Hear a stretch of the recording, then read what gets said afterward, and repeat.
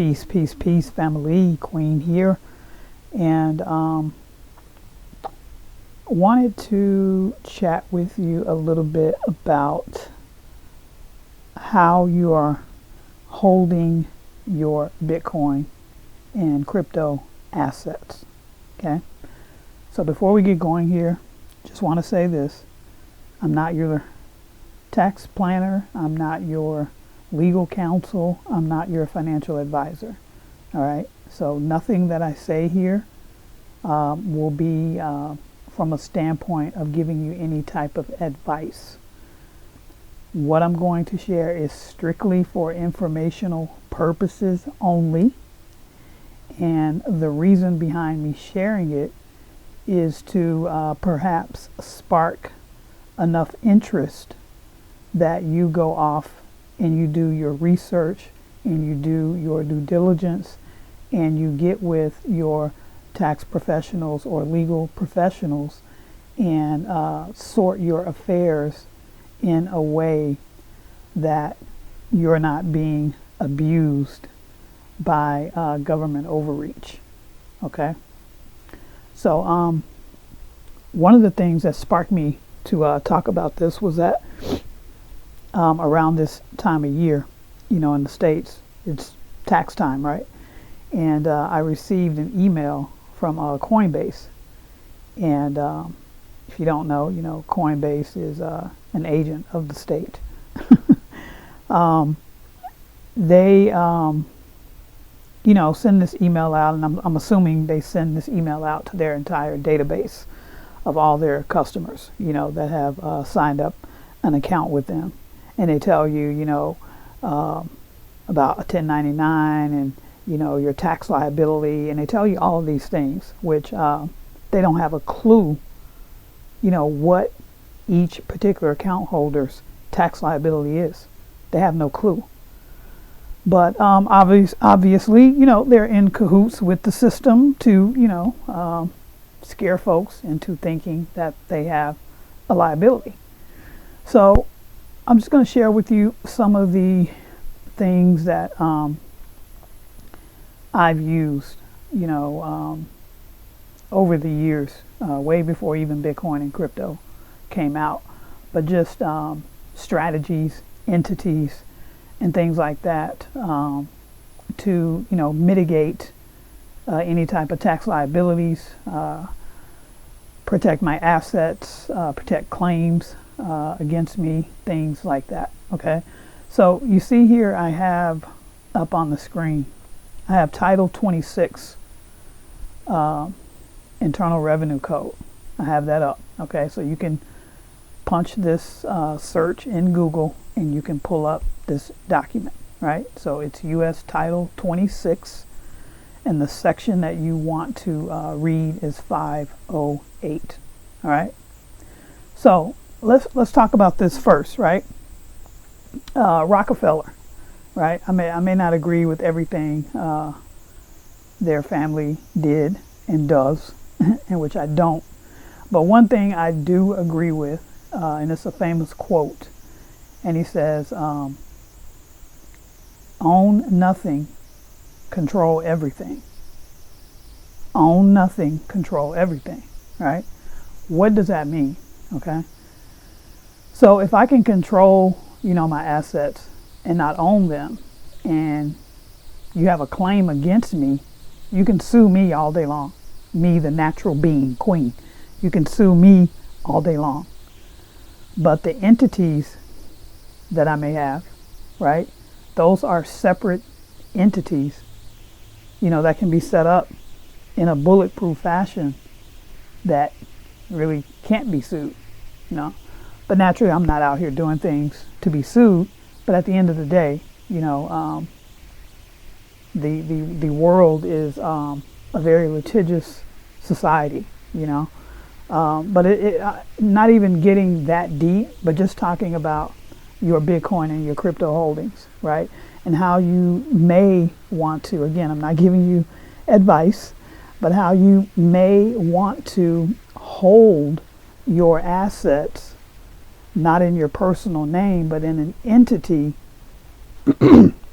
that you control right? Because your tax bracket, may be a lot higher, and which I'm almost 99% positive that it is. Your tax bracket, could be a lot higher than, say, an entity that could be tax exempt, or an entity that has chosen its accounting and taxing practices to be, deferred taxation perpetually. That is a thing, right? So what are some of the entities that I'm talking about, right? So in looking at Title 26, Section 508, when you create an organization, say could be a private member association, it's called a PMA. It could be a private family foundation. It could even be a private trust, right? When you create these entities, the IRS deems these entities out of the gate. It says right here, if you look 508 right here, and you go to B, right, and it's bolded. It says presumption that organizations are private foundations, right? So when you create an organization out of the gate, because you have to remember, who created these codes and all of these rules up under the guise of the IRS. They're high net worth, wealthy individuals. So the system is created for that type of individual. So there are, several ways that you can use this information, right? You don't have to do anything illegal. You don't even have to go offshore. You can do everything right within the framework of this legislation and, mitigate taxes, protect your assets, transfer, all your wealth to your heirs, in a tax-free environment. All of this without even going offshore. Okay. So I'll just say this, again, I just want to kind of whet your appetite. You got to do the research. You have to do the due diligence. You and your tax professional, your legal person, whomever it is that, is part of your financial team, you have to do the legwork, right?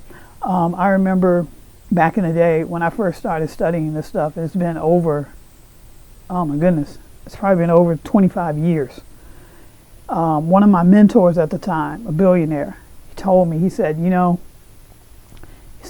have to take care of your money and your finances better than anyone else.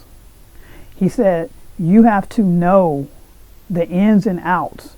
Even if you hire someone else to take care of it for you, you need to know more than they know, so that you know that you're not getting robbed at the end of the day, that you're not getting cheated at the end of the day, that they're not missing something at the end of the day, right?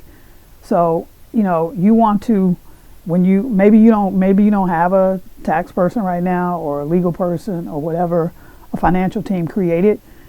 When you start putting the pieces together to create these people, this circle, if you will, you need to make sure that these people are just not the run-of-the-mill status quo, tax person or legal person, that they truly know the ins and outs of the system and the codes, right? That's the first thing, okay? But now let's get back to Coinbase, right? So, typically a person would just set up an account with the crypto exchange in their personal name, right? And they just buy the crypto and all of that, okay? So they're going to get a 1099, from that crypto exchange, especially if it's a US-based crypto exchange. They're going to get a 1099. And the crypto exchange, which it's none of their business what your tax liability may or may not be. But again, they're in cahoots. Okay, their crypto exchanges are just like traditional banks. They're going to presume that you have a tax liability, right? That's why they send you a 1099. Okay. What I would do if I were you is I would own nothing, control everything, right? I don't own any Bitcoin. I don't own any crypto in my personal name. Entities that I control own Bitcoin and own crypto. So I don't have any tax liability for any Bitcoin or crypto because I don't own it. So you may want to look at, possibly conveying your assets. Now, if you're not really making any money in this space and, you're not really doing anything, this is probably not, a road you even want to go down, right? I'm talking about, serious Bitcoin and crypto investors, right? This is who I'm speaking to. If you've already, say, created crypto exchanges in your personal name and purchased and have been doing that, you may perhaps want to convey your assets into one of these entities that I'm talking about: private trust, private foundation, private ministry, private association. Even there's another tool that I use, a New Mexico LLC. All right. Now, in New Mexico, you can create an LLC, and that LLC by default is private. By default is private, and it's one of the cheapest states where you can create an LLC. I don't even think there's a yearly annual fee or tax fee, right? So and they do not record or publish or make public the managers or members of the LLC. So that's a asset protection benefit right there out the gate. So you can literally go online, you create a New Mexico LLC, right? Convey your Bitcoin crypto assets to your New Mexico LLC, okay? You get to pick the accounting and tax treatment of that LLC. It could be deferred taxation perpetually. It could be whatever you choose, right? That is your choice. So going forward, though, like if you're going to create new accounts with new crypto exchanges, I would definitely, and this is just, again, educational purposes, I'm not giving you any advice, I would, if it were me, create those accounts in the name of an entity that I control versus my personal name. Okay? So that's really all I had on my heart to share with my crypto family this morning. So I will see you all again. I'm not your tax person or anything like that. So if you comment and start asking me detailed questions about your tax situation, all of that, I'm not going to respond because I'm not qualified to respond. Right? What I wanted to do in this video is just kind of share with my crypto family out here that there are alternatives to what you may be doing in the space to mitigate and to make sure that your hard-earned labor, your hard-earned energy, that you're not giving it away, unknowingly when you don't even have a liability to do so. All right? So anyways, I will see you all in my next videos.